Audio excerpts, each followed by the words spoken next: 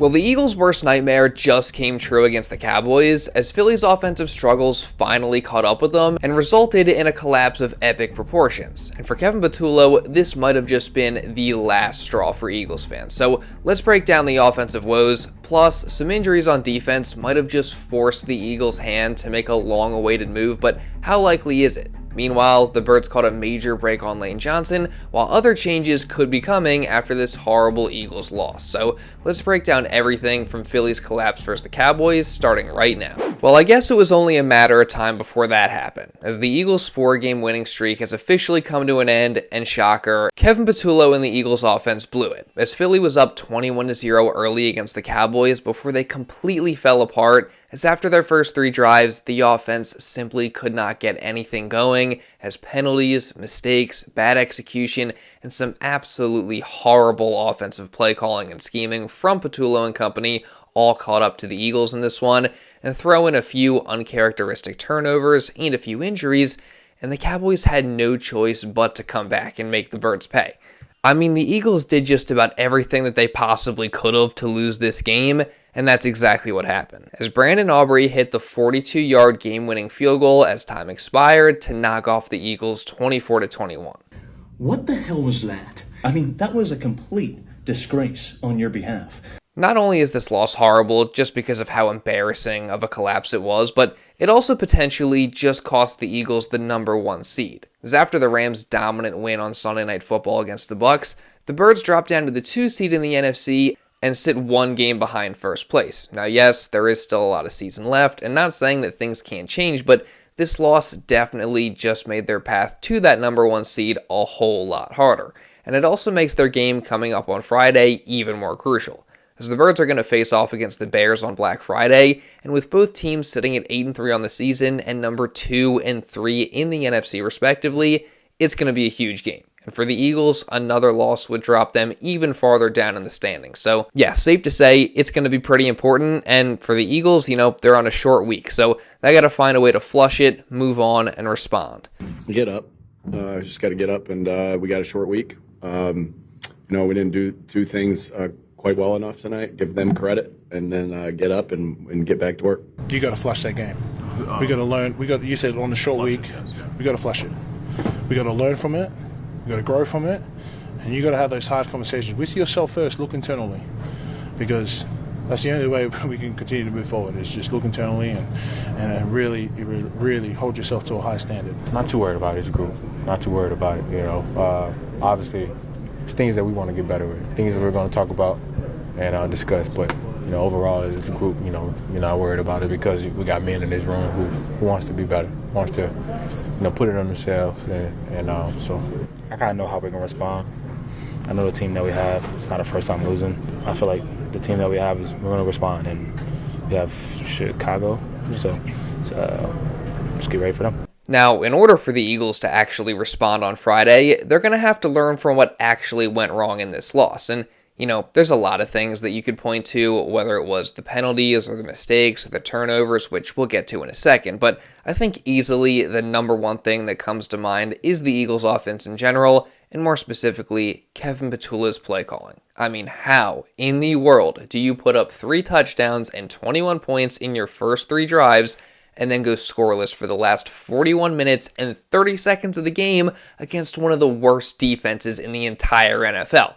How in the world do you have an offense that has all this talent, all world players like Saquon Barkley and A.J. Brown, Devontae Smith, Dallas Goedert, Jalen Hurts, and you go stretches where you literally cannot function as an offense? Like, say what you want about the execution from the players, because that's a real issue too, and I actually think it's an underrated one, but the bottom line is, this Eagles offense is immensely talented, but the coaching and play calling is clearly holding them back. I mean, it is just so boring, so predictable, and not at all taking full advantage of the offensive talent that the Eagles have. And it's even more frustrating knowing how talented that they are and seeing the flashes they have of being really, really good. I mean, you can start with the passing game, as that really got rolling to start this one, first with Jalen Hurts getting back-to-back completions to A.J. Brown, then he hit Saquon in the flat for a nice catch and run, and then he eventually found A.J. over the middle for a touchdown. I know, shocker. And then, on the next drive, there were more pleasant surprises, with Hurts finding A.J. once again for 13 yards on a slant, and then again on another slant for 22 yards on third down. And QB1 eventually capped off that drive with an impressive touchdown run on a QB draw to go up 14-0. And then again, on the next drive, the passing game kept on rolling, first with Hurts finding Saquon Barkley for 16 yards, then going deep down the right sideline to Devontae Smith, who made an incredible catch, by the way, falling backwards for the 41-yard gain. I mean, just what an insane play this was by Smitty. And then Hurts capped off the drive with a brotherly shove score to go up 21-0. So again, it was an awesome start offensively, and especially for the passing game.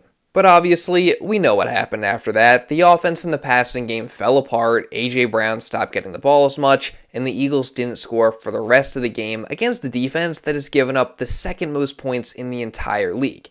And that's in large part simply because the Cowboys just figured out what the Eagles were doing and they adjusted. And it's not hard to see how, because again, the Eagles' offense and passing game is just so darn predictable. I mean, even when the passing game was rolling early on, it was still largely the same basic stuff that we've seen from them all year. It was hitches, it was quick out routes, it was throws to the flat, it was go balls. Now, early in this game, there were actually some nice slant and post routes going across the middle of the field that worked, but of course, naturally, we didn't see those later in the game. But yeah, I mean, at this point, we know how basic and predictable the Eagles' route concepts and passing game is, so no surprise the Cowboys were able to adjust and the Eagles couldn't counter back. And then, in regards to the run game, that's been a huge problem all season for many reasons, whether it be the play calling, whether it be the execution from the offensive line, whether it be the stacked boxes the defenses are deploying. And in this game, Landon Dickerson said that a lot of it had to do with the Cowboys giving them a specific look that they didn't really see on film, that being 5-man fronts. And the Eagles just didn't handle that very well, they didn't adjust to it, and they weren't able to get them out of it either. But at the end of the day, when it comes to the run game in general, the problems are A, predictable play calling, and B, bad execution from the offensive line. Although Saquon Barkley insists on taking the blame for himself. I wouldn't say frustrated, more disappointed in myself. Not frustrated with anybody else. I'm a big believer that the run game starts with me and ends with me, so I'm in a little funk right now. I've had funks like this before. Just got to break it. And the only way I know how is by flushing this, working my butt off, and get ready for my next opportunity. It's not on Saquon. It's on all of us. It's on all of us. You can just watch the film. It's we always say we're one block away. As tiring and as repetitive as that is the truth. I'm tired of saying it, but we gotta, again, it starts with us. We got to do a better job of execution. And until we do that, this run game's not going anywhere. So he thinks he's in a funk. Do you think he's not in a funk, man? He said it. I know. I'm just saying he's hard on himself, and you know, it's just the guy Saquon is good dude, but one of the greatest dudes I've ever known. But he's being hard on himself. It's on all of us up front. Yeah, so absolutely love to see Saquon taking accountability and owning his struggles, but also you love to see Mailata shoot that down and pin it on the offensive line. I mean, personally, I'm with Mailata. I mean, the offensive line execution in the run game this year has been really bad. I mean, there's been a lot of blown assignments and missed blocks, and as a result, a lot of negative runs. And I gotta call this out again, I just don't think they've been healthy this year. I mean, obviously, Leighton Johnson didn't play in this game, and Landon Dickerson and Cam Jurgens continue to look worse than what we've seen in the past. So I definitely think that they're both very banged up right now. So overall, again, there's a lot of issues in the Eagles' run game right now, and while I'm not going to say that they aren't fixable, it's definitely not a great sign that they couldn't run the ball against the Dallas defense that ranked 24th in that area coming in, and in a similar way, it's pretty alarming how much the passing game struggled after those first 3 drives, considering that the Cowboys rank 31st in that area. I mean, overall, it was just an alarming performance from this Eagles offense against a Cowboys defense that is not good. And at this point, I don't know how Kevin Patullo can keep calling plays. I mean, something's got to change. I don't know if you fire him and then have Sirianni call plays. Now, not saying that Nick doesn't deserve any of the blame because he very much has his hand in this offense. But that said, Patullo is clearly the worst play caller of the Nick Sirianni era. I don't know. I don't know what you do, but something has got to change offensively because at this point, I think it's pretty clear that Kevin Patullo cannot call plays, or at least the way he's doing it right now isn't working. So something's got to change. Are you surprised as an offense at this point that you haven't found consistency week in, week out? No. We've been here before. We'll figure it out. What can you attribute to what's going on this season? That said, again, play calling wasn't the only problem, and once again, in this game, we saw the Eagles shoot themselves in the foot over and over and over again. Do you think you guys took the foot off the gas a little bit in terms of No, I don't aggressiveness? think that at all. I think it was just self-inflicted wounds. You know, you behind the sticks, you make it that makes it really tough. You know. Why do you think those keep happening? Those self-inflicted? I don't know. I don't know, and I'm sure that we're going to continue to keep working at it and try to clean up things up. I would honestly say self-inflicted wounds. Can't do those amount of penalties and expect to win the game, especially when your defense is playing lights out and turning the ball over, and we're just shooting ourselves in the foot, and got a bit stale in that second half for us. Not only did the Eagles have a whopping 14 penalties in this game that consistently kept them behind the sticks and contributed to the offensive struggles and also cost them on defense, but they also had 2 massive turnovers that completely altered this game, with the first being a Saquon Barkley fumble in the fourth quarter with the tie game when the Eagles were in field goal range, so that cost them points. And then the second one came right after the Cowboys' next drive as the Birds defense forced a punt, and for whatever reason, Xavier Gipson decided to field this punt at the 1-yard line. What are you doing? And then he got lit up and fumbled, putting the Cowboys right down on the goal line. I mean, you couldn't get better field position than that.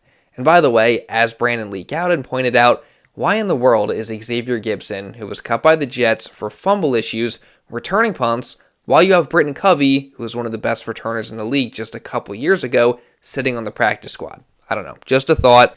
And even with the bad play calling, there's a really good chance that the Eagles still win this game without these turnovers and without these penalties. So blame goes to the players, and blame also goes to Nick Sirianni as well for not having the guys fully ready to go, which that's something that usually he's pretty good at. Now, the defense doesn't get off completely free either. You know, they gave up several big plays to Dallas, which helped them get in scoring position. One in the first half to Kevontae Turpin, and then they capitalized with a touchdown throw to George Pickens, and then they also had a few big plays in the second half to Pickens, both of which were phenomenal plays by him, and both of which came on plays where he mossed Cooper DeJean, and Dallas was able to pay both those off with touchdowns as well. Now, that first big play to Pickens was also called DPI on Coop. I personally think it was OPI and should have been called that way, but whatever. It is what it is. Not going to complain about it. I also think at this point, we can see that DeJean probably isn't ready to be a full-time outside cornerback just yet, nor does he need to be.